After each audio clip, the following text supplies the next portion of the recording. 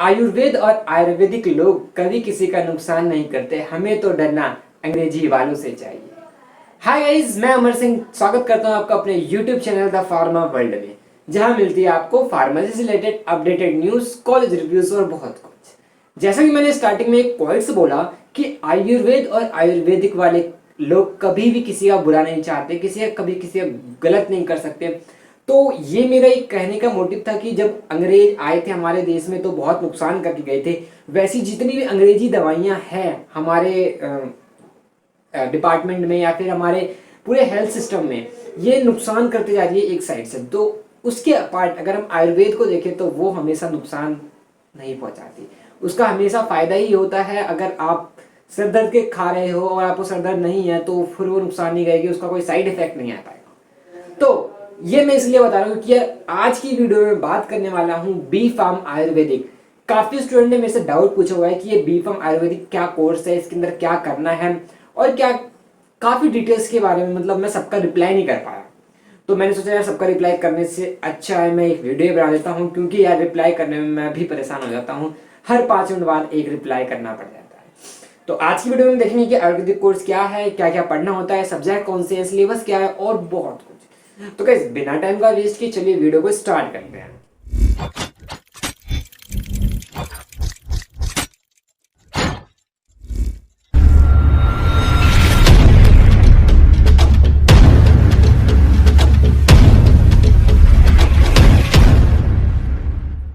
तो गाइज मैंने अभी कुछ रिसेंटली में एक एसएससी वाली वीडियो निकाली थी कि एसएससी में रिक्वायरमेंट है फार्मासिस्ट की।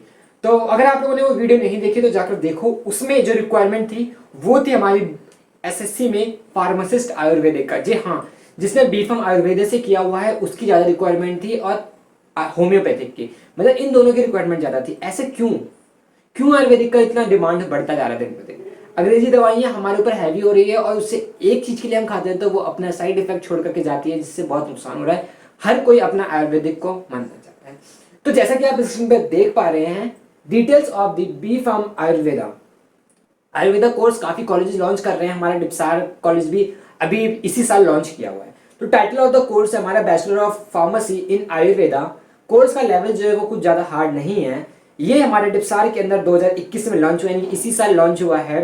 और देखते हैं कैसी फैसिलिटी है, कैसी फैकल्टी है। मुझे भी एक्सपीरियंस नहीं है तो मैं अपनी झूठी एक्सपीरियंस आपके सामने शेयर करने की बिल्कुल नहीं सोचूंगा। ड्यूरेशन ऑफ द कोर्सेज, इस कोर्स का ड्यूरेशन जो है वो 4 साल है, जो बी फार्म वालों के लिए होता है सेम वैसा ही उतना ही ड्यूरेशन है। The course is applicable for, ये कोर्स किस लिए अप्लीकेबल है? स्टूडेंट पासिंग आउट 10+2 और इक्विवेलेंट साइंस सब्जेक्ट पीसीबी। जिसके पास पीसीबी है वो इसके लिए एलिजिबल है और उसकी एज 17 साल से ज़्यादा नहीं होनी चाहिए। नंबर ऑफ स्टूडेंट जो है वो मेरिट बेस पर पे हमारे कॉलेज में लेते हैं डिप्सार डिप्सरू में, और मोस्टली कॉलेजेस में एंट्रेंस भी होते हैं। तो वो डिपेंड करता है, कॉलेज वेरी करता है कॉलेज के अकॉर्डिंग। लेकिन ये 60 स्टूडेंट हमारे डिप्सार के अंदर लिए जाते हैं। इस कोर्स का मेन एम और ऑब्जेक्टिव क्या है कि to make the deemed of skill expert with sound knowledge of Ayurvedic principle and capable of producing standard और कोस्ट इफेक्टिव आयुर्वेदिक मेडिसिन। उन नॉलेज आयुर्वेदिक डॉक्टर से मिलना, आयुर्वेद मतलब आयुर्वेदिक की फील्ड में इतना अच्छा काम करना है कि वो कैपेबल प्रोड्यूसिंग मेडिसिन बना सके और वो उतना ही ज्यादा इफेक्टिव बन सके, इसका यही एम है। इस कोर्स का लेवल ऑफ कोर्स जो है वो बैचलर डिग्री का होता है। मतलब आपने अगर बी फार्म आयुर्वेदिक कर लिया तो इसका मतलब आप बैचलर कहलाओगे, आप graduate कहलाओगे। Justification of the course at present, these are the 10,000 pharmaceutical unit producing Ayurvedic medicine in India. 10,000 से ज़्यादा कंपनीज इंडिया के अंदर आयुर्वेदिक मेडिसिन मैन्युफैक्चर कर रही है। These are meeting the domestic and global requirement. लेकिन हर घर में दवाइयों की, आयुर्वेदिक दवाइयों की रिक्वायरमेंट है। पतंजलि का नाम सुना ही होगा। पतंजलि यार एकदम से आया, इतना ट्रेंड में कैसे आया? क्योंकि ये आयुर्वेदिक दवाइयाँ बना रहा था।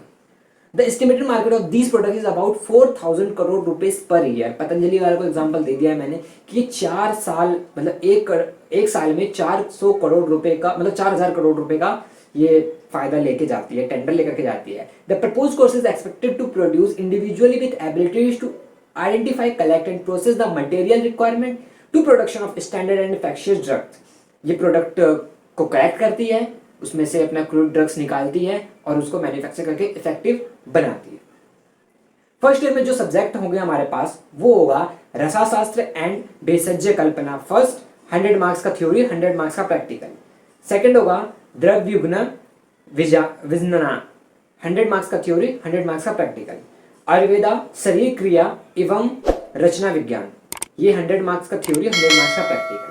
फार्मास्यूटिकल केमिस्ट्री जो हमारी बी फार्म में होती है, इनऑर्गेनिक ऑर्गेनिक, थ्योरी होगी 100 मार्क्स, मार्क्स सब सेम है, ठीक है। फार्मास्यूटिकल बायोलॉजी होगी, एनाटॉमी एंड फिजियोलॉजी होगी, संस्कृत होगा और फंडामेंटल ऑफ आयुर्वेदिक इंक्लूडिंग स्वास्थ्य विद्या। जो हमारा संस्कृत है वो 50 मार्क्स का होगा, नॉन यूनिवर्सिटी एग्जाम, और फंडामेंटल ऑफ आयुर्वेदिक जो होगा वो भी हमारा नॉन यूनिवर्सिटी एग्जाम होगा 100 मार्क्स का।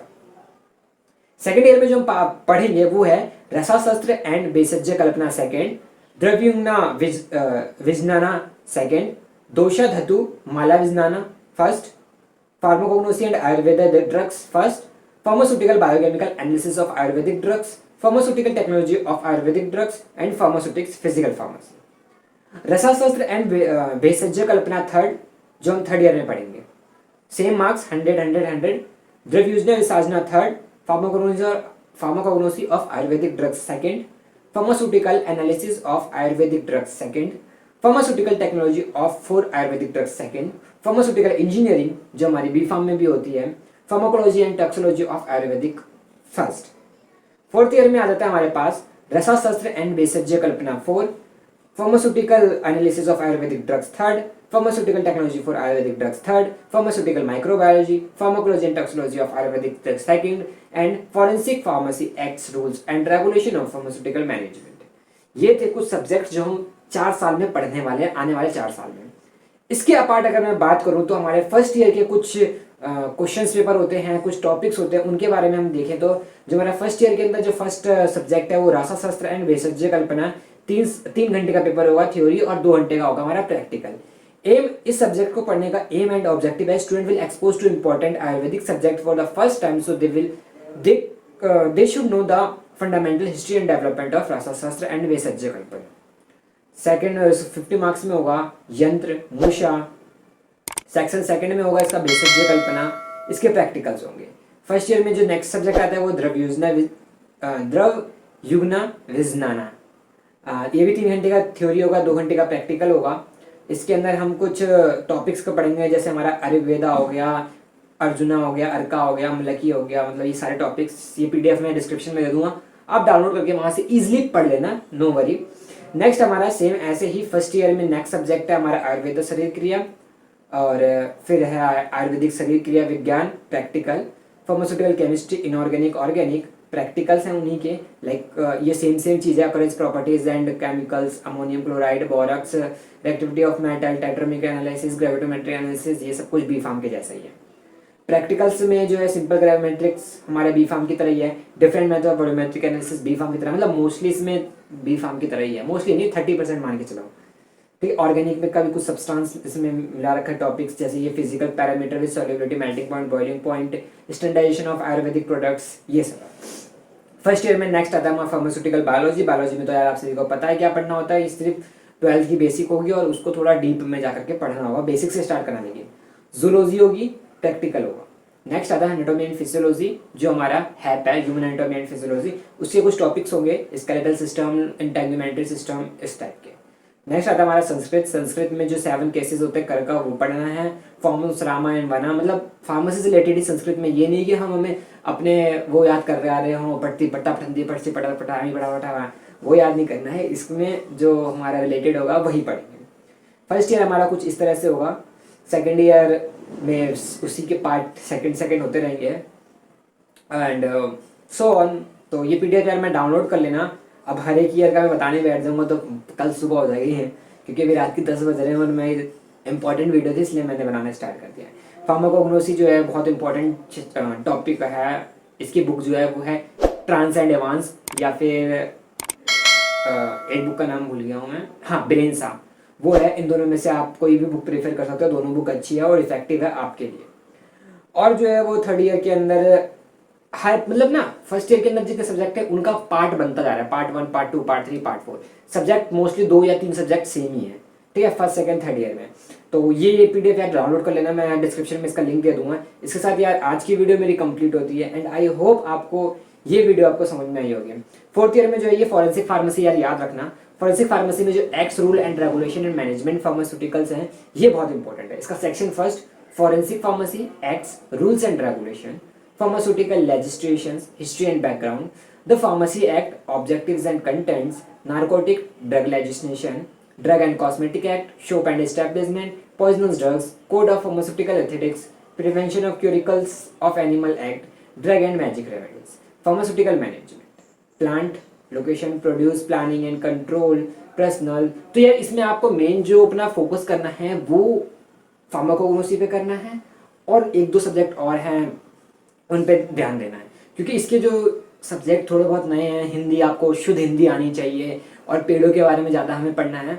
तो मैं बस आपको यही सजेस्ट करूँगा कि जितना हो सके आप उतनी अच्छी हिंदी कर लीजिए, तो इंटरेस्ट आएगा पढ़ने में। अंग्रेजी दवाइयों से दूर जाओगे, लेकिन आप होम रेमेडीज से कैसे दवाई बना सकते हैं वो आपको जानने को मिलेगा।